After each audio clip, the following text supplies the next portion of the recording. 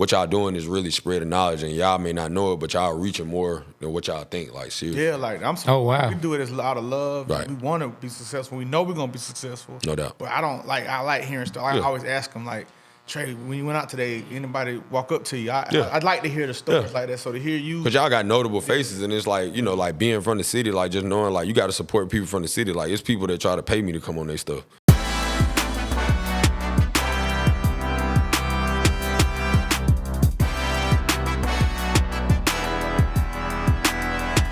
And we are back. Hey, B Rich, what's going on today, my brother? man, it's like we never left, man. We're back for the first time. Man, I think you trying to be like an MC or something, man. Like that. I got Aaron said, got my fresh new threads on, which I see, man. I done had for 2 years, so I don't know what he's talking about. I see, man. I just lost some weight, man. I look good now, man. I see, man. That's like a 1X right there, right? It's like an extra small for me.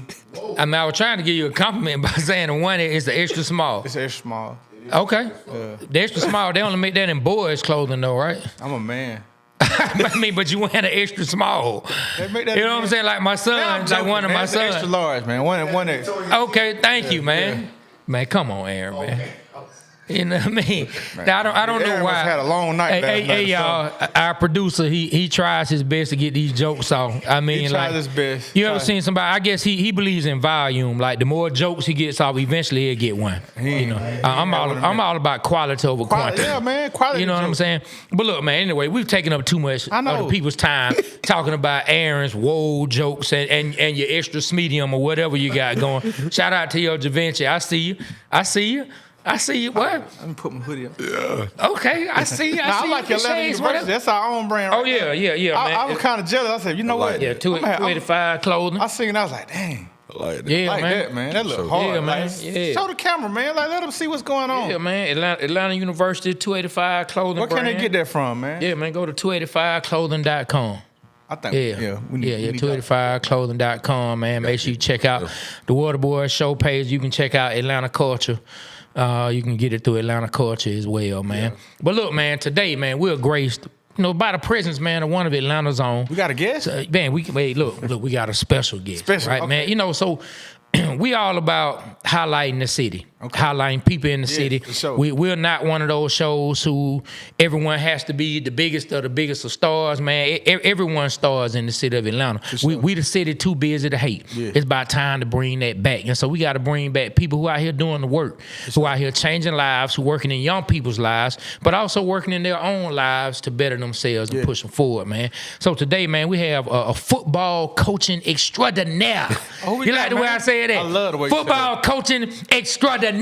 You know what I mean? Hey, man, I'm talking about real pivotal in high school football, but also pivotal when it comes to training some of these athletes to get ready to make that leap from college to the pro game, but also bringing up some of the youngins in the 7-on-7s and getting them ready to be stars in high school and take that journey to college and beyond. So, look, with no further ado, let's give it up for Coach Steph Brown, man. What's up with you, Coach? Coach Steph, what's up, my brother? Man, how y'all doing? I appreciate y'all having me, man. Thank y'all. Hey, man, Coach Steph in here, boy. He got the cool cap on, boy, with the shades that laid back, man. That's how we do it in Atlanta, though, man. ATLN. Hey, man, so look, what's going on with you, my brother? What's going on with Coach Steph in 2025? So 2025, man, we just started the year off. I'm just right now. I'm training. Me and my brother TJ. I'm one half of Top Shelf Performance, a wide receiver training company. We just came back from the combine. We had 14 guys participate in the combine. We work out of XP, a gym in Fort Lauderdale, Florida. That's what we train out of. But we base here. Got guys ready for the Senior Bowl, the Shrine Game, stuff like that, and. Like I said, I'm a high school coach too. I coach at Langston Hughes. We played in the state championship this year against Middle High School. We came up a little short, but just y'all made it though. Yeah, we made it there. You know what I'm saying? We had a lot of people doubted us. We had some people that was, associated with the program doubted us too, but we made it work. And all my guys, they got in school, so it's a blessing. You know what I'm saying? I had a chance to watch the NFL Combine this past week, right? And I actually watched the wide receivers. That was I was looking forward to Arian Smith running. Mm-hmm. Who was your fastest time guy there? I kind of was watching by times, and I seen some guys like hit the 4.29. That's crazy you said something about Aaron. I trained Aaron a couple of times. That's my guy. He did real well, but I think He our fastest, ran a 4.3. I think he ran 4.37. Yeah. I think he ran 4.37. But our fastest guy that we had was Tay Felton from Maryland. He was 4.38. Okay. 4.38. So he had a really, really good day. He jumped well. Routes was really good. You know what I'm saying? Like he did real well. He was down there with us at XP. I'm real close with his trainer. He's up in the DMV area, so he came down and he looked real good. You know what I'm saying? He looked real promising. Like, when you're training these kids to become pro athletes, like, do they pay you or do like? Yeah, okay, most definitely, okay, most definitely. Gotcha. Yeah, most definitely. Yep. It is like, but you know, it's. Do they get like a Waterboy discount? We give a shout out. If they know y'all, they. Hey, look. If they know y'all, they do for sure. Said the For Waterboy sure. show. He gives you a discount. Most definitely, most definitely. Make sure y'all shout him out. But nah, it's so with the high school, like the youth and high schools kids, it's more like we have a structured price, like, you know, programs and stuff like that, but we make more so our money. Me and my brother, we make more so our money, like the college and the pro guys, like, you know, we tapped in with the agents and stuff like that, be on contract with them and, you know what I'm saying, build a relationship. Like, we independent, we got our own, you know what I'm saying, like company or whatever like that. So, you know, we just work with the agencies, like they'll reach out or the guys will reach out and then that's how we get compensated. Yeah. Man, how many athletes did you guys have total at the combine this year? We have 14 total. Yeah. Man, 14 total. Man, that's a All pretty big receivers? number. Yep, all receivers. That's all we train. We train receiver. We train tight ends and a little bit of running backs, but we specialize in receiver training.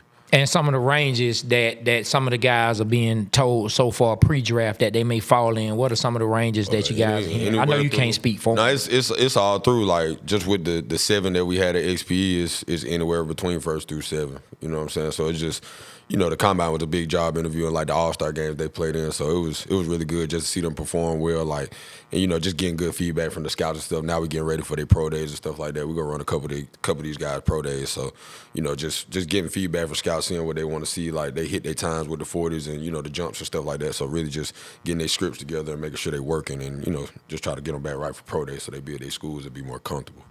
Hey, it was one dude, man, kind of embarrassed himself in my opinion. He was like, he tweeted last year when the kid from Kansas City got drafted, we ran a 4.2. Yeah, he broke the record with 4.21. 4.21. Yep. And then the dude was like, well, next year I'm gonna break that record. Yeah. So what's the guy's name that said that? I think it was Isaiah Bond. Isaiah Bond, yeah. Yep. So he was like, it's his time to come. Man, that man ran a 4.4, man. I think they gave him official 4.39. Oh, okay. But it was just, you know, I love, like, Isaiah played here. I don't personally know him. He played at Buford High School. Really, really good kid. I heard of Isaiah Bond. Yeah, he, you know what I'm saying? He was a really good player out here. But it's like, you know, I never, receivers have confidence. I ain't gonna never knock a guy confidence, but you still gotta respect the people that came before you. You know what I'm saying? Stuff like that. They had him on the prize pick where you can bet. Yeah. He had me think, you know what, man? I might take a shot on this, man. Yeah. Man. And whose time he was talking about breaking Xavier Word this time, man. right? He been talking since last year. Yeah, he was just saying he was gonna go out there and break it. But the Texas receivers, they rolling. Yeah. Matthew Golden ran 4.29. You know, them guys rolling over there. I mean, when you look at the record Worthy broke, and like I appreciate his confidence, and I ain't not, man. Shout out to you, Isaiah Bond. No like I'm not talking about his confidence whatsoever. Yep. But to break Xavier Worthy's record, I mean that record has stood for like many years. Like for him to run where he ran, I mean that was hard to come right behind and try to catch. Exactly. But guess what he did do though? By him saying that, he still put more eyes on him and more people paid attention to him. He still, his workout was still really good. It was still really good. And, you know, it's like, you're supposed to have confidence, but at the same time, I think Xavier Worthy tweeted something, you know, you got to respect the people that came before you. You know what I'm saying? So it's like, it's a respect thing, but at the same time, you never like dim your light for nobody. You know what I'm saying? No, because I think it helped him at the end of the day. Because I know his name. Hey, you know his name. Yeah. We just spoke about him, and Coach Steph said he ended up running a 4.39. Yeah. I mean, boy, that ain't nothing to sneeze at. Because it's like we throw that out there like that's slow. Man, like, you know what I'm saying? Boy, you know what I mean? Like back in the day. And I'm out here running a 6.2, so I know. I just remember, man, like the standard, like the above standard, the gold star was 4.4. Yeah. Like back when Deion was playing, that's why I made when Deion did a 4.2 was amazing back then. Because if you did a 4.4, you was like you first round. One of the fastest. And I was watching the combine and all the running backs, man, damn near 4.4. Yeah. I'm like, damn. Because it's different standard now. You know, it's a saying in the league, like a lot of scouts and, you know, coaches and stuff, they say 4.4, you're in the door. Like, if you run a 4.4, you can get in the door. But, I mean, the game changing now. Like, you know, me and my brother, we consult a lot of guys that, like, in the NFL and stuff like that. But it's like, it's 4.5, 4.6 guys out here getting money. You know what I'm saying? What's Drake London? Drake London ain't a 4.4 guy, but he... Nah, he not. I'm not sure. I don't really... But, I mean, He get open. It's a difference. Like I tell people all the time, like one thing I learned from Tony Villani and Matt Gates down at HPE, like your 40 is not about your speed. Like it's all technique. You gotta do everything right from the start to the back end to coming off the, you know what I'm saying, coming out your stance the right way, like make sure your head don't come up too fast. It's just technique. It's not about your speed. You know what I'm saying? So you gotta hit everything right at that moment to get it right. You know what I'm saying? In football, it's about your quickness. No doubt. Like if you quick, lineman, receiver, running back, like you got a chance to do something. No doubt. You got a chance to like be whatever. Now you may get caught from behind or whatever, but you just. But they care about your 10-yard split more than anything. Like how fast can you accelerate from A to B? Now I'd have won that. I'd have had the record. You know what I'm saying? Pretty quick. What they were gonna put like some wings at the end of them, some tacos. That's your 10-yard split. Hell yeah. You know what I'm saying? Oh no, some of them Minnesota burgers, the Juicy Lucy. That's the hamburger you love the have most. You ever tried that? Nah. So in Minnesota they have a burger that they're known for called the Juicy Lucy, and what they do is they get the patty, they split it open, they put some cheese in it, and they cover it back up, and they put it on the grill. And man, it's like they put grilled onions on it. The burger, man, one of the best burgers you ever had. You see how excited he got about that? He was locked in. He just said something. I may make me one today. Hey, so when we were in Minnesota, we're not gonna stay long on this whole Juicy Lucy time. We went to the spot that they originated from, and he had a chance to get one. Ever since then, he's been Matt's addicted. Bar. That's the name of it. Matt's Bar. Yeah, he been. I got a couple guys I train for the Vikings. I might got to try it. When I go man, for sure. Might got to try it. When you try, you got to text them. You got to definitely. I definitely tell you. I was like, man, I had to come up here and get one of them. Let us know. Now me, I never had one. You never tried it? No, man. You know, I stopped eating pork, stopped eating beef. So and they don't sell turkey burgers or nothing like that. Yeah, for all y'all who say turkey burgers and turkey bacon is stupid, say what you want. Well, though. You know what I mean? Well, for sure. Say what you want. But let's get back to the combine. I do want to ask you this now. To pivot to our Falcons just a tad bit. I know you're gonna speak highly of all the guys you train, because you know, I mean, hey. They come from some of y'all training. These some really supreme athletes, guys who can, I'm sure, can help any team. Yes, sir. Knowing what you may know about the Falcons already, are there any receivers that you train that you feel like would come in and fit that system specifically and be a help to the Falcons? Yeah, I mean, I look at like, because really the Falcons really don't, I ain't gonna say they don't need any more receivers, but I think we got some guys that could be like later draft, like, you know, later in the draft type guys that could be some gems. You look at guys like Kobe Hudson from UCF, probably Jimmy Horn from Colorado, LaJohntay Wester, Will Shepard, Colorado, he'd be a good fit. Love Jaden Higgins from Iowa State, Jackson Meeks, Syracuse. Like, we got a couple guys I think could fit the system, just how it's up tempo, you know what I'm saying, and stuff like that. So it's a couple guys for sure. I want to ask you a question about Atlanta Falcon receiver. He got hurt at the beginning of the year.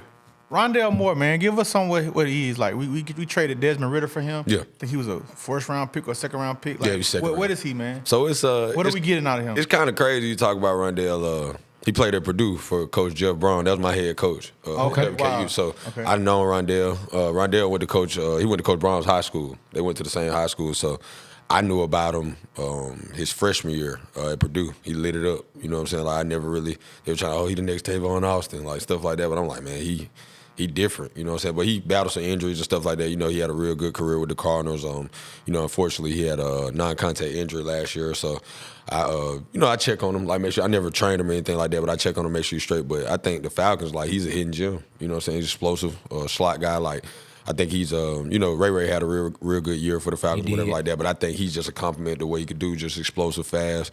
You get him the ball in space. He's a route runner. He can play inside, outside. You put him in the backfield. I think he just got a skill set that nobody on the team has. So like we kind of saw something getting Ridder. Yeah. So like he got some stuff to his game that nobody really has. I'm excited to say. I kind of did my research on him. He's kind of like my Dyson Daniels type of effect for the Falcons. Like how he did for the Hawks. Yeah. I did my research on him. I'm like, damn, dude, fast. He could play. I don't think he's little. He's small. Yeah, he compact, but it's like I think that's the thing about the league now. Everything changes. They don't care about your they don't care about your size no more. Yeah, can you get out and make plays in open space? Can you make plays with the ball? But one thing for sure, watching the last 3 sample size of Penix, Penix gonna get him that ball. Oh, no doubt, no doubt. That's his game. The only thing, but I just wonder, and I'm not wishing him to leave the Falcons. I'm just wondering where everything would fit with Ray showing up in the offense this year. Because I don't think when they brought Ray in, they expected him to have as big of a role as he had. Yeah. And with him having that role and showing up, I just wonder, where those opportunities. I mean, it's like once you put it on film, it's like they gotta respect it. You know what I'm saying? And Ray came in as like a 3 and a return specialist. So it's like he showed he could be a 2. You know what I'm saying? He really like stamped it that like, no, I could play ball. You know, he did. So it's like you can't exit that what he did. It's on film. So it's like whether it's another team, you know what I'm saying, coming to get it, or like they re-sign him or whatever. You know what I'm saying? Like he extend him. He earned his right. You know what I'm saying? Like he did what he put it on film. He did. He made some real tough catches, man. No doubt. So look, tell me this, Coach. You like talking to you, and we met through IG, yes, sir. but talking through some of the texts, you got a very interesting story. Yes, sir. You know what I mean? Like we have a lot of football to talk about, but I want to like talk a little bit about your story, how you got to where you are now, man. Tell us a little bit about Coach Steph, man. How you got here to where you are now. Well, like I say, I'm Coach Steph Brown. I'm from the west side of Atlanta. I'm from Oklahoma City. My mom and dad, like they did right by me growing up. You know what I'm saying? They put me in a better situation. We moved out to Henry County. I went to Henry County High School. That's where I graduated from. Went to prep school out of high school. I was a prep school All-American. Ended up going to WKU. I played for some of the best coaches in the game right now. Coach Willie Taggart recruited me. He the running back coach for the Ravens right now. Coach Petrino, I played for him my second year. He the OC at Arkansas. Coach Brom, I played for him the rest of my time at WKU, the head coach at Louisville right now. So I come from up under a really, really good football tree. Had a chance to get 2 degrees from WKU. I got my undergrad in sports management and my master's in sport administration. Won 3 rings up there. Top 10 in school history and longest reception. Didn't really have a real decorated career. Just a hard worker. You know what I'm saying? Put my time in, did what I wanted to do. Like I was big on graduating. I was the first person in my family to graduate. So I got congratulations, man. Hold on. Let's clap it up for that, man. Congratulations on that, brother. Congratulations on that. So I did my pro day. I had a really good pro day and stuff like that. Had some calls for some teams, had some workouts and stuff. And ultimately, I was just like, man, I ain't gonna keep chasing something that ain't chasing me. So my athletic director at WKU, Todd Stewart, he gave me a call. He was like, he told me my senior year, we played in the Boca Bowl against Memphis. My last college game, he was like, man, you ever think about being a coach? And I was like, no, sir.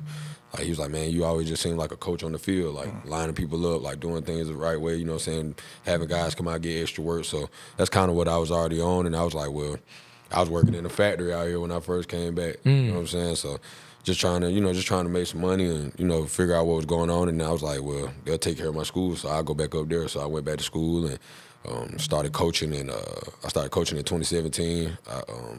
I went back as an offensive assistant. I worked on both sides. So at Western Kentucky. Is Western Kentucky. Western Kentucky. Yep. Yeah, so people that didn't know. Yep, most definitely. And I went back up there, coached for 2 years, got a lot of experience. Coached on both sides of the ball.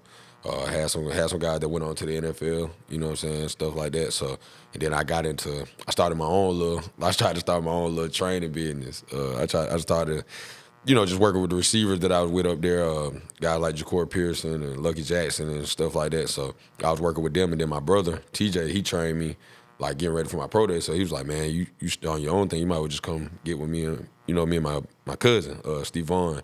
So he's the CEO of Top Chef. Okay. So he was like, man, you might as well just come get in with us. Like, you know what I'm saying? Like, you family. So locked in with them. I came back home.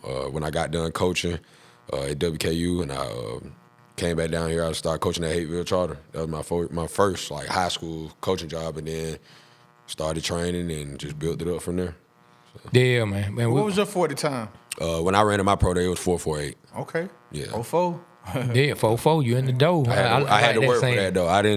I was always quick. I had a real good shuttle, like L drill, but I wasn't a fast guy. I had to work for that 4.4 for sure.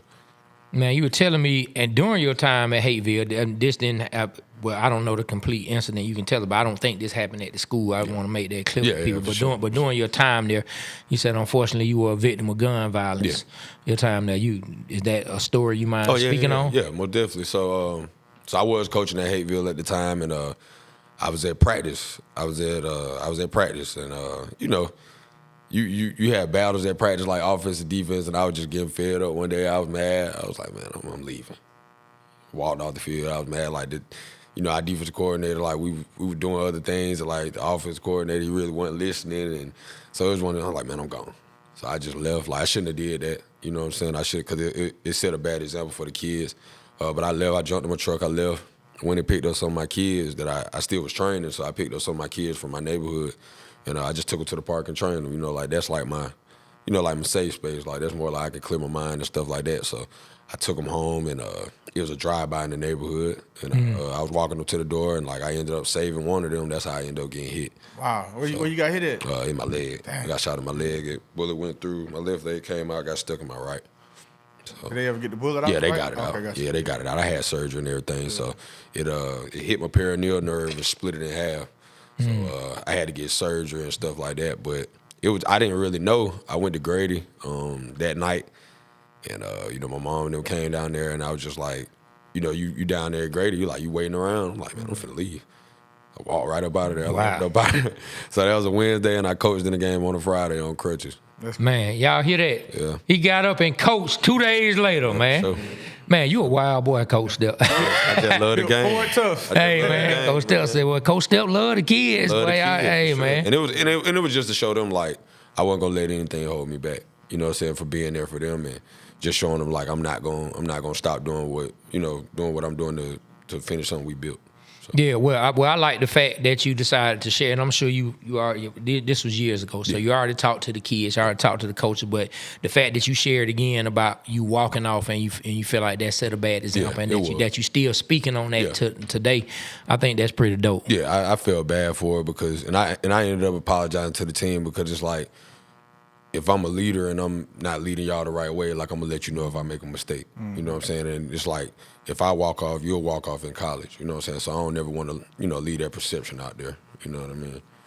Yeah, definitely, man. So Langston Hughes, you end up, because from Hateville, what were some of the other stops? So after I left Hateville, we lost in the third round. And then so I wasn't gonna coach. I wasn't gonna coach that next year. You getting ready to move on from it and just stick to training? I was just like, I'm gonna just take a break and just, just get into the training because that kind of started to get big a little bit. But I trained Dakari Collins, Nate Wiggins, like all them guys. So they was like, man, coach, come to Westlake. Like Coach made the head coach. They was like, man, come over here. Like we'll come if you go. That's a big program. I ended up going over there and. It was fun. I think there was two of the funniest years I ever coached in football. My cousin, I think he has some ties with. Do you know Chris Nichols? They call him Cuz, short dude. I know of him. I know of him. He coached over there. Yep. Speaking of Westlake, man, I overheard you guys talk when I was getting dressed. Right. The Cam Newton incident, man, when he got into it with some guys, man. I found out you was those guys. Yeah. So can you kind of elaborate on that? I mean, it was one of them things where it was like if people know us, like they know, like it was just one of them things, like it's just brothers getting into it. You know what I'm saying? Like Cam do a lot for the community. You know what I'm saying? He do a lot for people. Me and my brother, we were with him. My brother was with him before I was still coaching college ball, but I was still coming out to recruit kids from the program. So, we had a real good relationship with Cam and stuff like that. But, things just like we just felt like, it was time to move on. You know what I'm saying? Like when it was time for us to move on, like Cam was like, okay, I understand, but probably kind of felt the way about it. So we went and did our own thing, and he respected it and stuff like that. But it was competition. Like y'all can't beat me, you can't beat us. Like we're going back and forth and stuff like that. So it was some words exchanged and stuff like that, and it was just like we let it get too far. You know what I'm saying? And, I went up there and tried to talk to him, and I probably shouldn't have walked up the steps, like, you know what I'm saying? But then, we exchanged some words, and, stuff went left field. But, like I said again, like I could take accountability for, my actions and telling them kids, like, that ain't how you go about that type of stuff. And, me and my brother, we apologized publicly, and, we talked to our parents and, like, all the people associated, like, with what was going on in the tournament. And, it was just, that was unnecessary, and that was a bad look for both sides. Yeah, well, I'm glad y'all were able to move past it. Yeah. You know what I mean? I know it was a big topic for a while last year right after it happened. Right. But talking to you and showing your perspective and how you said you guys apologized to the parents. You showed the kids that wasn't a good example. I mean, and you even said earlier, I don't think you'll mind me sharing that, you and Cam even spoke after that everything is he good. spoke. I mean, we spoke, and he came up to me and was just saying, like, we better than that. You know what I'm saying? We better than that, and, we let our emotions get too high, and it just went a little further than what it needed to be. And, I talked to Cam, and, he talked to me, and we squared it up. Man, that's dope. Cause y'all a lot of leaders. You know what I'm saying? Both of y'all leaders, and y'all got a lot of kids looking up to y'all, and so that's good that y'all could show the kids that we can move past. Yes, that. Sir. And we all Atlanta. Yeah, and it's like you know what I mean? You want to set the right example, and you just want to show the kids. It's like you don't want to put that type of persona out there. You know what I'm saying? Cam is Cam. You know what I'm yes, saying? Sir. I'm me. You know what I'm saying? So it's like, but it's just like it just. Cam got a lot of respect for me and my brother because it's like we went backing down like from nothing. You know what I'm saying? So I we respected it. Cam a big boy, man. Yeah, he ain't no little guy. You got some heart. Yeah, for sure. Cam about like 6'5", Trey. I got a chance to meet Cam. You introduced me to Cam years ago. You just forgot. I forgot. I always forget, man. But yeah, man, I had to give you some props on that. But I had a heart. Well, I see a big 6'5" ninja walking around. I'm like, I'd probably talk some junk and walk off. Yeah, but it's just like but with Cam, it's like Cam got a good heart, man. You know what I'm saying? He not a bad person. He just people just view him differently because he speaks his mind. Yeah, he speaks his mind. It's like, but when you have done things in this game like how he has, I feel like you earn that right. You know what I'm saying? You do. It's like, you look at Cam and his career, you know what I'm saying, and stuff like that. Like football wise, you can't name 10, 20 people that have done what he did. You know what I'm saying? So you have to respect it, but at the same time, Cam had to understand, like, just because you at that type of level don't mean you could treat people a certain way. You know what I'm saying? So he learning in the same process too, and it's respect, it's mutual. You know what I'm saying? Like a man is a man. Like you can look a man in the eye and just tell him what's going on and how you feel, and move forward from whatever it is. Yeah, man. That what, and as men, that's a point that we have to continue to get to, yes, especially as black men. No doubt. Get to the point where we can have that respect for each other. Right. We can move past an incident, yes, sir. and then we can show the kids, that it's a better way to do things. No doubt. You know what I mean? Oh, definitely. So. Langston Hughes, you end up at Langston Hughes. You guys made the state championship this year. Yeah. Unfortunately, you guys, didn't win the game against Milton, man. But I mean, just tell me about the year as a whole, man. Or speak to the kids, the people who support Langston, and just let them know, man, how dope of an experience it was this year. So it was like I said, like the 2 years at Westlake, I was there. Went to the fourth round and the third round. And I ended up following my head coach, Coach Bobby, man. I went to Kell High School with him. Got a lot of kids in school, did that. And then, I was kind of on the fence about, like, I hit that wall, like, damn, do I still want to coach? Or, you know what I'm saying? So I was like, I talked to Coach Boone and Coach Cannon and, two of my receivers that they've been with us forever, Javonte McGee and Jabbar Jones. I talked to them. I started with them when they were young, coached them in 9th grade at Westlake, and it was just like, Coach, like, let's finish our senior year together.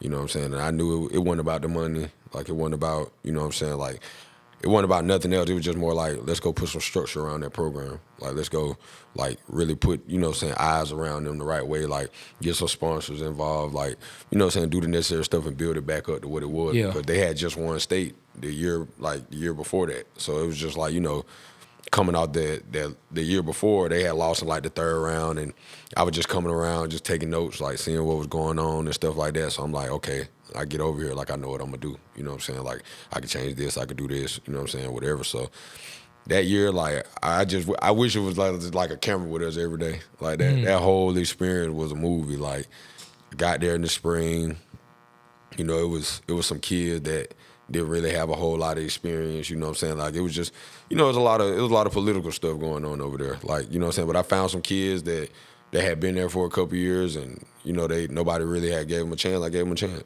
You know what I'm saying? Like, I played 8 receivers last year.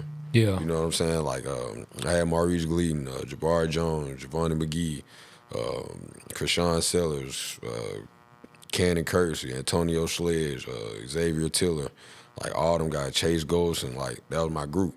And I just held them accountable. You know what I'm saying? Like, I went over there to be the pass game coordinator and the receiver coach, and shit, we was one of the top passing teams in the state. Like, I always have been, like, since I've been coaching. I think my coaching career in high school is 63, 13, and 1.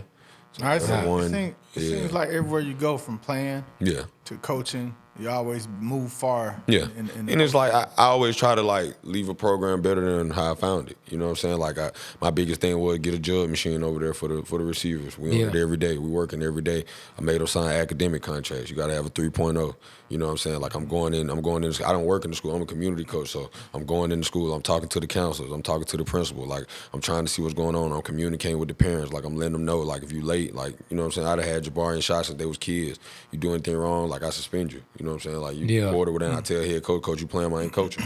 You know what I'm saying? That's just not what I'm on. Like because at the end of the day, like you got to realize, like I would never put my name on you to a college coach and you embarrass me, and he would never come get a kid from me again. And so that's the biggest thing with me. But just the experience over there, like it was more like an HBCU vibe. I loved it. You know what I'm saying? Like it was parents really involved, like people caring. You know what I'm saying? We had fans from all over.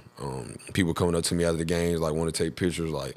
My neighborhood supporting me, like you know what I'm saying. So it was really good. It was a good experience. And you coming back this year? I'm still trying to decide. If I want to just if I want to just train, like train or just come back to coaching. But I'm still on the fence trying to decide right now. Yeah, and that's part of what I was going to ask you. Like what do you see for yourself? In the future, what's the like the vision that you can say? Okay, this is where I see myself, Coach Steph, ending up in 5 years or 10 or whatever you would like to share. As a coaching wise, my goal is always to win a state championship, a national championship, and an NFL Super Bowl as a coach. Okay. And I wouldn't be coaching anymore. And then, just training wise, like maybe a Heisman Trophy winner, a Biletnikoff winner, stuff like that. Like get a couple more first round draft picks, open me a gym.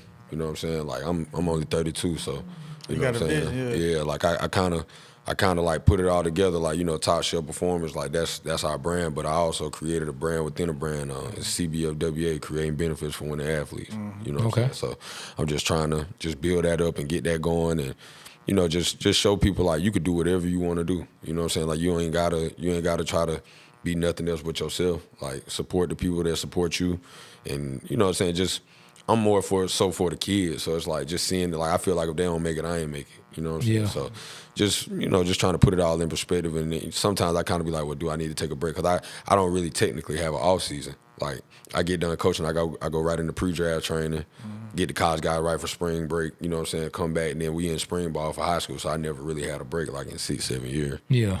So. Yeah. Hey, Coach, I want to ask you something. Yes, sir. I want to take it to the Atlanta Falcons. Right. All right. What is going on with Kyle Pitts, man? Like, can you explain? Like, he's a physical specimen, can run the 40, can catch. What's going on with him? Have you had a chance to watch his game? Yeah, I used to work with Kyle. I worked with Kyle when he was at Florida. All the way up until his rookie year, and then he kind of he trained, like the way he trained, he just switched up his training regimen. You know what I'm saying? So now it's like he's more so like focusing on his body and stuff like that. Like Kyle a good dude, you know what I'm saying? But I think with him it's more like, I think it's opportunity-based stuff. You know what I'm saying? Like I can't speak on what goes on in the building because I don't really know. But I think like, with him it's more like just opportunity. Like, just getting in tune, like, with the quarterbacks and the coaches and, you know what I'm saying, making sure they're on the same page and stuff like that. But I don't really think it's a him thing. I think it's more like a confidence thing. So okay, that makes sense, the confidence thing. But watching him sometimes, man, it looks like he's not giving every effort on every play. Sometimes it looks like he's like loafing out there. And I don't know if that's just how it comes off. He may be, if you see it like that, somebody else may see it like that too. But it's like, you have to ask yourself too, like, as a receiver, you know what I'm saying? Kyle's used more like a receiver anyway. You know what I'm saying? I don't like that. Yeah. I don't like that at all. I think he should be lined up on the tackles, man. Create some mismatch. That's his I game. hate that, like, it's his game because it's like, he won the Mackey, like the best tight end, but he's a mismatch though. So it's like you line him up. Like you got safeties and linebackers on him. But I think with him it's more like, like you said with the lazy part, I think it's more like, okay, I'm running all these, like receivers run all game. So I'm running, like I'm not getting the ball. You get what I'm saying? So it's like, damn, I'm running all these routes. It's like, and then that one time I do get the ball, like I ain't ready or I'm not expecting it, because that type of stuff happens. Mm-hmm. But it's like, you go through the way the league works. You practice certain types. So if I'm practicing hard and I'm getting the ball all week. Then I get in the game, they call the same play and I don't get the ball. Like how does that make me motivated? Not saying that's right. I'm just saying in general. I understand how that goes. But at the end of the day, in my head, right, he need to go hard every time. No doubt. And something that you said, like I hate the way the Falcons utilize him. Yeah. Try to utilize I don't think they use him They right. put corners on him. Yeah. Okay, so what? Just give him a chance. But put him next to the tackle. Yeah. Make them tight ends cannot hold him. Exactly. You understand? Make him double. Like if you put him at the tackle positions, you're gonna get 2 people checking. No doubt. And you get 2 people out the defense automatically. He's a mismatch problem. Yeah. I tell people, like, it's not a route he can't run. It's nothing he can't do. You know what I'm saying? Like, he's a unicorn, but it's like you have to, offensively, like schematically, you have to find ways to get him the ball. You know what I'm saying? You have to find ways to implement him in the scheme. And it's like, you can't expect somebody that went first round to be motivated and I'm not implementing in the offense. Yeah, you know what I'm saying? So it's like, it's a two-way thing. Like I said, I don't really know what's going on in the building or whatever like that, but it's like, Kyle a good dude, you know what I'm saying? I know he on time. I know he handling his business. I know he go in there and, you know, put his best foot forward. But it's like the effort part, I think that just come with building his confidence back up. You know, he had the injuries and stuff like that. That's the second thing, man. Talk to the man. Just say, man, just fake it. Make it look like you're running hard, man. I think, because people look at that and judge him on that. Yeah, and it's like, and I feel what you're saying. Yeah. I'll be frustrated as well. Man, they told me the damn But it's ball. different because if you really look at the Falcons, I know y'all do. So, you can tell his rookie year, he was implemented in the offense though. Matt Ryan was getting on the ball. Matt Ryan's a tight end guy. You get what I'm saying? Yeah. So it's like now it's more like I got an older vet. He really just came around here. Penix, like he younger, so it's like you really got to build relationships with your OC and your quarterback. That's the biggest thing too. Like because he probably looking at it like y'all know what I could do. You know what I'm saying? So it's like make it work for me, but at the same time you still got to be available on and off the field. And what I'm scared of is like we let him go. Yeah, and he go somewhere. He gonna go up. Come the man, bro. He gonna go I somewhere don't want and go that up. to happen. But he done showed the spurts. Like a lot of people don't go for 1,000 yards as a rookie. So you can't tell him. You're not telling me the talent ain't there. Now, granted, he had a couple injuries. You know what I'm saying? Like I'm really, really, really close with the people that work with him on the medical side. So he looks good. I think last year, like, cause he missed like 2 years. Like he didn't miss it, but he was it's kind of down and hurt. Yeah. And I feel like last year was the first year he really got a chance to just play. Mm-hmm. But I still think that affected him. Yeah. You know what I'm saying? So because it's like you out there playing year. like, damn, like, you know, like when you get them type of injuries, it's more like, damn, like it's kind of in your head. And that might be why you kind of think he's not giving air because it's like, shit, I don't really want to get hurt. But it's like, at the same time, I know I still got to go hard. That's my job. So it's like, I think with him, it's just more like, just building that confidence back up. And, he got a full offseason with Penix now. And, you know what I'm saying, whatever they, it's like however they go about it, like, it's just, y'all got to implement them. You know what I'm saying? Really implement them. Do that, Trey. Yeah, most definitely. I mean, I think Penix is listening to some of the stuff he said, it sounds like he wants to try to get that relationship between them as quarterback and tight end. I think that's what it is, because like me just training receivers and stuff like that, like your quarterback got to be your best friend. Like they got to know where you at all times. They got to trust you enough to put that ball like wherever it needs to be at any point and know you're going, know you're going to make a catch or, make the tough grab or whatever. You know what I'm saying? Stuff like that. Just always make yourself available. Yeah. So to recap, Coach said that Kyle Pitts is going to have an all-star year this year. He's going to make the Pro Bowl.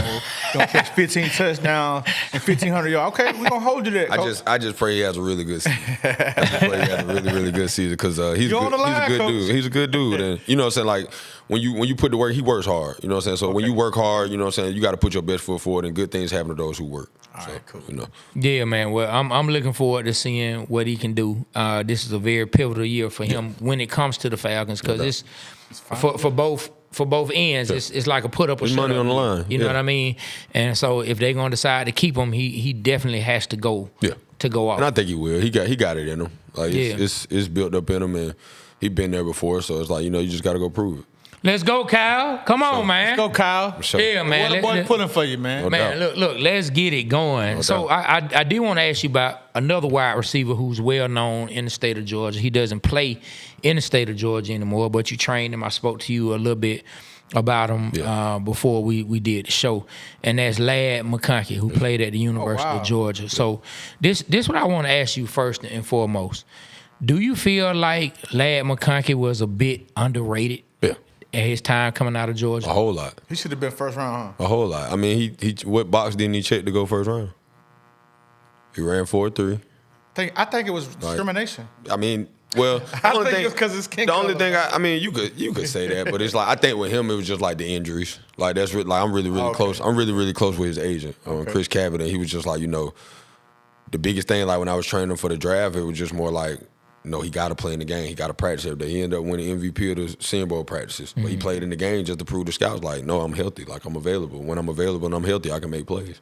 You know what I'm saying? So it's like I feel like he was underrated just because it was like he had limited film, but it was like when he was out there, he made plays. You know what I'm saying? He killed the Falcons this year, man. Oh yeah, for sure. Murdered them. I was there. Yeah. Lad McConkey is the truth, man. Tell us some more about him, man. I mean, Lad, I locked in with him like his sophomore year at Georgia, going into his junior year.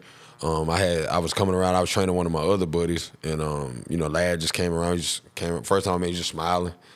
I was like, who Buddy is? You know what I'm saying? But he was cool though, and he was hurt at the time, and he was just out there just watching. Like he didn't have to be around. Like he didn't have to, you know what I'm saying? Like come through it. He was just watching. Yeah. I was like, Coach, how you do this? Like, what you think? How can I do this? So then when he got healthy, he was like, Coach, can we lock in? And I just drive to Athens. You know what I'm saying? Like I trained at Frederick Douglass High School. He came to Doug. Okay. You know what I'm saying? He travels like. He's from I think Chatsworth, Georgia. He's from North Georgia. Okay, got Lad down at Doug, man. He pulled up and got some work, and he really he enjoyed the way I coach him. Me and Lad got a really, really good relationship. I told him, throughout the season, I was just checking on him the whole year. Told him I was proud of him and everything he was doing, and people didn't. You couldn't pay 5 people to think he would do what he did this year, but he put the work in. 1,200 yards, right? Yes, sir. And it's like he broke a lot of records for the Chargers. Justin Herbert loved him. He put the work in. Like he there on time every day. He cares about it. It matters to him. He does things right. He's one of them kids. It's like you know how to win. It's like with him, shit. He run the dome. You know what I'm saying? Like he been doing it there forever. So. Man, when I look at Lad McConkey, I definitely feel like he was underrated. Yeah, when we talk about the offense from those Georgia teams, right? Like, of course, the straw that stirs the drink. We always talk about Brock Bowers, right? But when you think about what Lad was able to do, I don't think it was stated enough. Yeah. The plays he made, and he made them in different kind of ways. Yeah. I'm talking about end arounds, sweeps, jet sweeps, catch them on long passes, short ones that he took. You know what I'm saying? 30, 40, 50, 60 yards. Like he made every play just about that you need to make from the wide receiver position. He made it. Or even as some people like to call people gadget guys in position. I remember the one play he made, and I know you all saw this, the play he made where they gave it to Lad. Lad was supposed to throw it. He took out running. Defense was on him. He took out running. I think that was about a 40, 50-something yard. It may have been even longer than that. Touchdown. But it's like with him, where he went to high school, he played everything.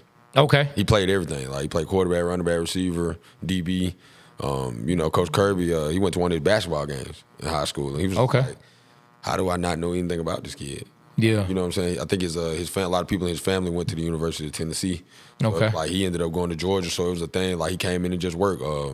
The former receiver coach at Georgia, Brian McClendon, that's my big brother. He's the receiver coach for the Bucks now. Okay. He was just like, still, he was like, when I first got back here, he was like, I saw him, he was just smiling. He was like, who is this kid? Said he ran a post on somebody out there in practice, made him fall. He was like, I knew he was.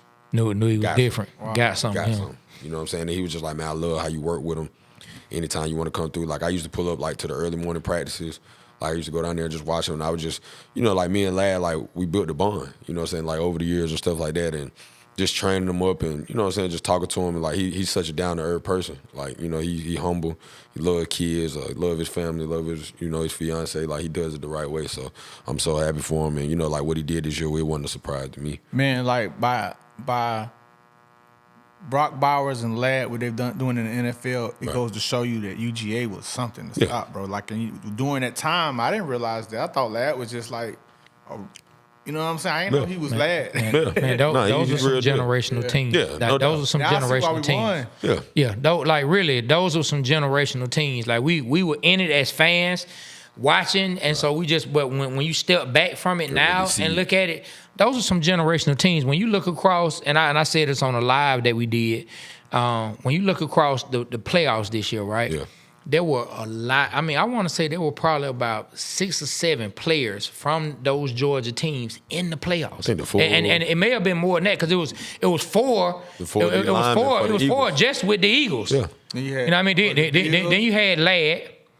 You had Cook with the Bills. You had 2 with Green Bay. You had the safety. Oh, yeah. His last name is escaping me right now. But you had the safety played safety on Bullock. Javon Bullock, and then we had another guy from the Georgia team. I forget what position he plays. I'm sorry that your name is escaping me right now. And played for Green Bay. So that's more than what I initially said. That's close to 10 people. Yeah. That were starters and played from significant time. One team. Yeah, that were across the playoffs. Then you got like guys like Tyke Smith, they play for the Bucks. Like all the Nolan Smith. Like all there you guys. Go again. I'm missing guys. That's what I said. But that's an attestament to Coach Kirby and what they do at Georgia. Like he set the standard. You know what I'm saying? Like he at his school, and he brings the right talent in. Like the guys that buy in, and if he looks at it like if you give me your all, like it'll pay off. I'm gonna make sure you get the, what I'm saying, like you get compensated for it when it's time for you to go to the league. So man, that's what's up, man. Old lad McConkey, man.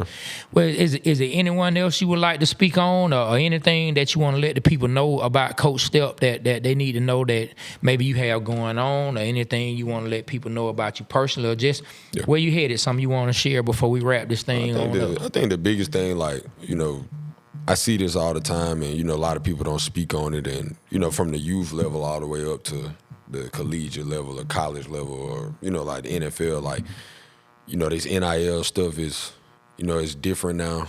I do advising, consulting, and training. So me and my brother, we advise kids to go like certain schools, like we consult them on like what you need to do when you get there, and like you train them. But biggest thing I just want to say, like parents, don't be in the way. Like don't be in your kids' way. Like if they want to do something, like do your research, make sure you contact the right people, have a lawyer involved, like, and even at the youth level, like, don't make it be about you. Like I see a lot of, like I coached ATL Elite Voodoo Teen U this past year. We won our 5th national championship. Congrats on that. So, shout out to Coach Batman and Larry O. They're my guys, and, just being around them and just seeing in the space, like people hate a winner, man. Like they hate a winner, you know what I'm saying? Like we hate the Patriots. Man. Yeah, you know what I'm saying. But it's like and it's I can't really say hate, but it's like they dislike when somebody can keep doing. You can keep doing something consistently, and it's like, but you can't be mad at something when somebody pushed the work in. And see, our kids, like, they run 40, 50 hills, 100 hills a day. You know what I'm saying? Like, before and after practice. And, Coach Batman got a mentality, like, and he tells them all the time, like, the foundation that I built is what I want y'all to stand on. And, like, we tell these kids all the time, like, parents, don't let your kids get a little bit of success and let it go to your head if you didn't play a sport or you didn't do something and you trying to live through them. Or, like even when you get to high school, like, oh, my son ain't getting the ball, I'm going to transfer him 2 or 3 times. Like, that's not a good look to colleges. Like, if you're doing that now, they think you're going to do it when it's time, if you're not, how you feel when you get up here. Like, you're going to hit the portal a couple times. And, I just tell people, like, the same situation that may be going on in Little League or the same situation that may be going on in the pros. I may be coaching the 4th, 5th receiver on the team, and he may be trying to work to that second spot. But people in the youth level that, parents may not be educated enough, they don't think it's like that. They just think like, oh, they pay you, you're supposed to play. Like, nah, that ain't the truth. So it's like, the biggest thing is like parents, like, support your kids. Don't demand them to do the things that you want them to do. Ask them what they want to do. Like, put them in the best situations. Like, do whatever you need to do to get them exposure. Like, ask questions. Like, make sure you had them in the right situation. And I think, like, picking, it even started at the youth level now, picking the right coaches for them, the right teams, the right middle schools, the right high schools, and the right schools, that's going to set you up forever. Like, I always tell people it's a 10-year plan. Like, it's a 10, from when you 10 years old all the way up, it's a 10-year plan. You just got to have a plan all the way through, because if you're 20, that should be going into either your first or second year in the league. So if you have a 10-year plan, you do it the right way, you advise, you consulted and train the right way, you're going to make it. Yeah. And parents, don't do like me. My daughter played basketball at AAU and went up, man. I'm telling you, I was one of them parents that argue with the officials. Oh, nah. Man, yelling in the stands. Man, let me just tell y'all, man, it was one, she played for Woodward. She was like in the 6th, 7th, 8th grade, maybe around that. Man, I done got kicked out the venue. Out the game. They done put me out the venue. But it's like now. Don't be like me, bro. It's crazy you say that, though, and I respect it because you said they kept calling fouls on them, man. They fouled out the game, bro. I was so mad. But the sad part, like, you look at it, and you may just. I embarrassed myself and I embarrassed her. Because you don't know who else in them stands. I embarrassed her. You don't really know, like, Daddy, and I stopped. I stopped her when she got, like, 9th grade. She's like, Daddy, please, like, you're embarrassing me. Right. And when she told me that, bro, I was like, dang. And you just there supporting, but it's like you don't really know if that's a scout or evaluator. You don't know if it's somebody else from.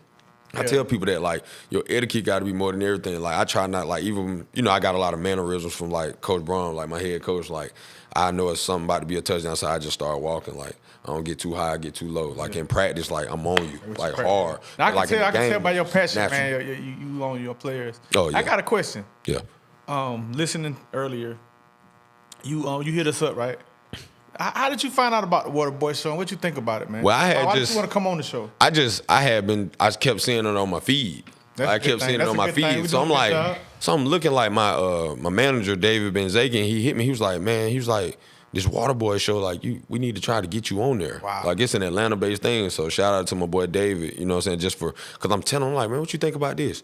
And y'all were talking about a lot of different things, you know what I'm saying? So I'm just like, well, I just see, you know what I'm saying, like see what's going on or whatever like that. Because I'm trying to get more so like in this space, like because people, they just see the work, like they don't really like. Nah, you gotta get out there. So, get your name out there. I'm cool with it now. Like I'm cool with the cameras and you know what I'm saying, stuff like that now. So, but I respect what y'all doing and I appreciate y'all for having me on and you know what I'm saying, just bring me in because what y'all doing is really spreading knowledge and y'all may not know it, but y'all reaching more than what y'all think. Like seriously. Yeah, like we do it out of love. Right. We want to be successful. We know we're gonna be successful. No doubt. But I like hearing stuff. I always ask them like, Trey, when you went out today, anybody walk up to you? I'd like to hear the stories like that. So to hear you, because y'all got notable faces, and it's like like being from the city, like just knowing like you got to support people from the city. Like it's people that try to pay me to come on their stuff, and I was just like I'd rather like do something genuine or like you know what I'm saying, something organic to the point where it's like I can come on here and really just be myself and just talk to these guys and just tell them what's going on, and I also gain knowledge from y'all as well. Well, Coach, we would love to have any of your clients come. Oh yeah, for sure. That you know that's gonna We'd love to like support and put the word out on them. No doubt. I got lock y'all in. If you got some that want to jump on before the draft and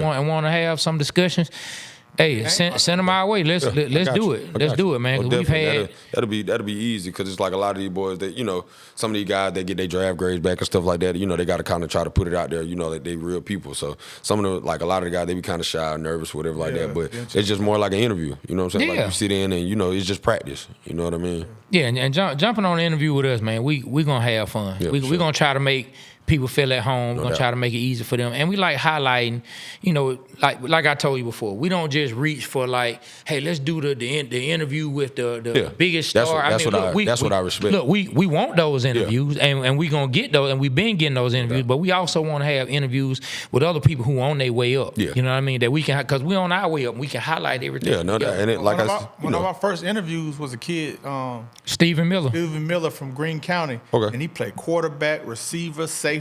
Yeah. He ended up getting a scholarship at USC. Yeah. But like when we went to his game, man, he was killing it as a wide receiver. Yeah.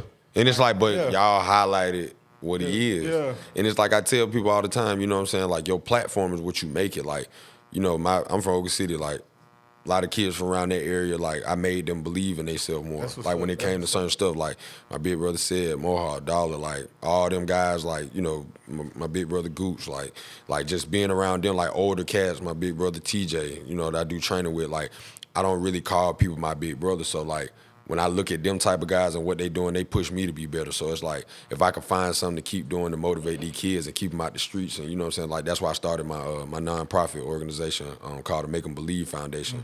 I have a youth camp every year. It'll be my 5th year doing it.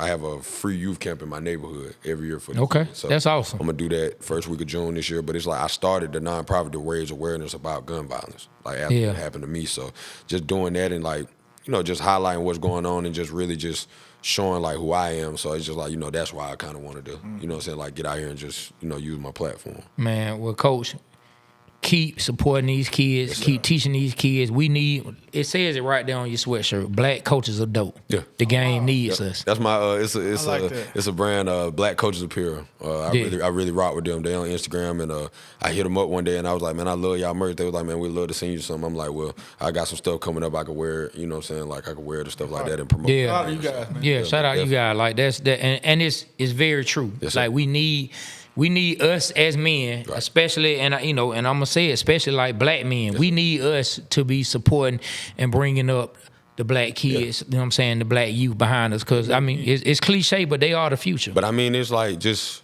just, I mean, not even just being black, you know, like we're black, but also it's like it go for everybody. But me being black and having influence in my community makes me want to do things the right way. Yes, sir. Like, you know, I've been in situations, I ain't perfect, you know what I'm saying, but it's like I'm man enough to tell the kid I was wrong, don't do that. You know what I'm saying? Like if I'm pushing you to be great, you know what I'm saying, that's what come with it, greatness. So it's like, you know, you want to keep pushing yourself and keep doing things a certain type of way, and also like understanding like, you know, you're your own unique entity. You feel me? So it's like you gotta, if you don't believe in yourself, a brand or a team or something like that won't believe in yourself either. So just building your platform and your resume up is like something I tell kids all the time. Like people look at me, they don't know I'm a college graduate. They don't know what I done did. They judge me off of how I look or how I dress, and that's cool with me until you sit down and have a real conversation with me. It's like, you know what I'm saying? But it's at the same time, it's like, so I don't play the radio though. Like I ain't no yes man. Like I ain't no, you know what I'm saying? I don't go for all that. But it's like, it's gonna be respect at all times. And you know, I tell people like, if you care about something enough and you love it enough, like it'll come back to you in due time. So it's like you got to put the work in, and like, you know, being great take time. You know, so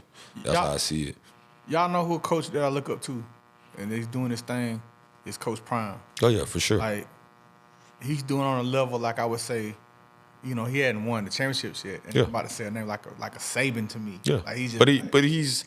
I just say with Coach Prime, like we train, me and my brother, we train LaJohntay Wester, Jimmy Horn, and Will Shepherd. We've been training them throughout the whole draft process, and just hearing the stories and, you know, just a certain type of things they tell us. Like we'll be at their pro day. We're gonna run their pro day, so hopefully, Colorado? Yeah, we'll be out there. hard. So hopefully, you know, we get to meet Coach Prime and, you know, sit down and, you know, chop it up with him and everything like that. That's dope. He's everything, you know, like to this city, and you know we respect him, and you know, what he's doing, because he's giving kids from inner city, you know, like inner city like areas like a chance, you know what I'm saying, to come be something. And, you know, it's like Jimmy talk about him all the time. LaJohntay, like, man, he like a dad to us. You know what I'm saying? Like he like a father figure to us. Like people may look at him like he treat his kids a certain type of way, but it's like, what dad not? You know what I'm saying? But he treat us the same way. You know what I'm saying? It's no different. But, you know, everybody got their own, you know, flaws or whatever like that. But you can't tell me about something that a man is giving his time back and, you know, his expertise and his resources to kids to help them further themselves. You can't tell me nothing about that.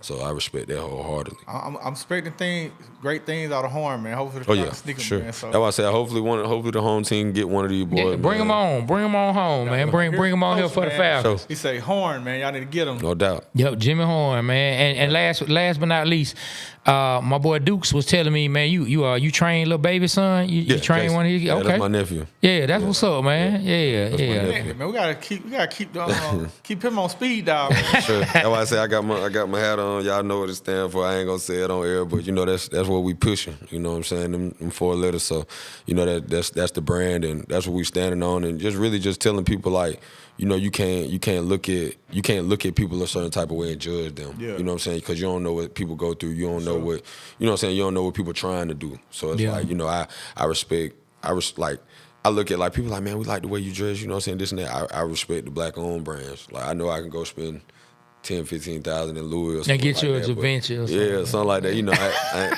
that type of vibe. You know what I'm saying? So it's like, man, we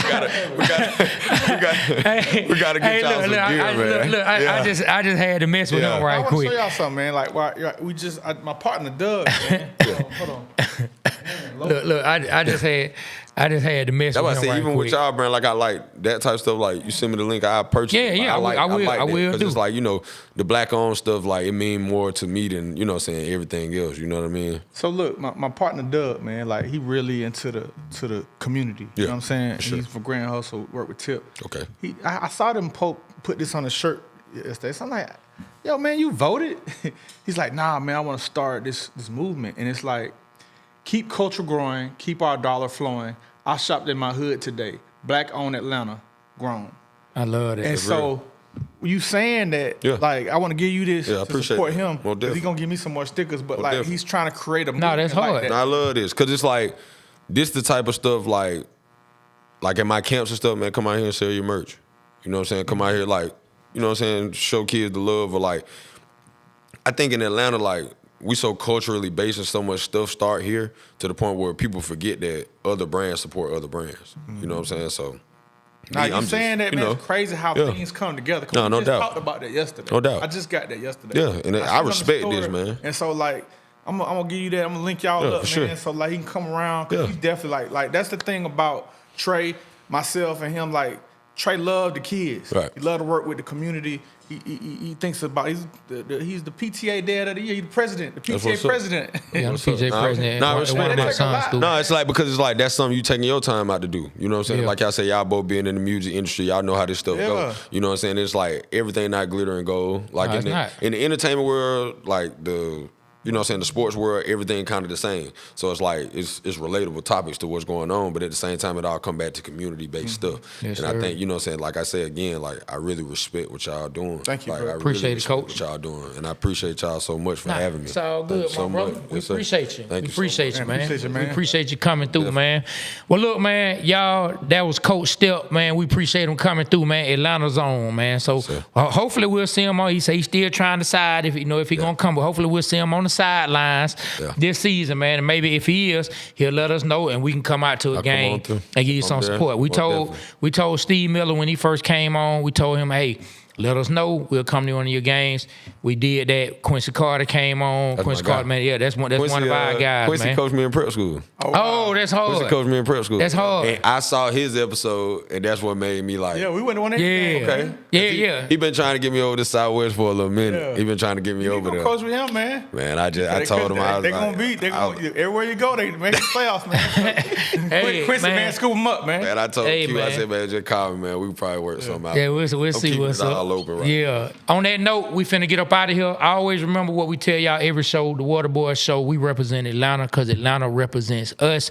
On behalf of myself, Trey, my partner, B. Rich, Coach Steph, our esteemed guest, and Aaron Pittman. Yes, sir. The Water Boys Show, we are out. Kill the camera.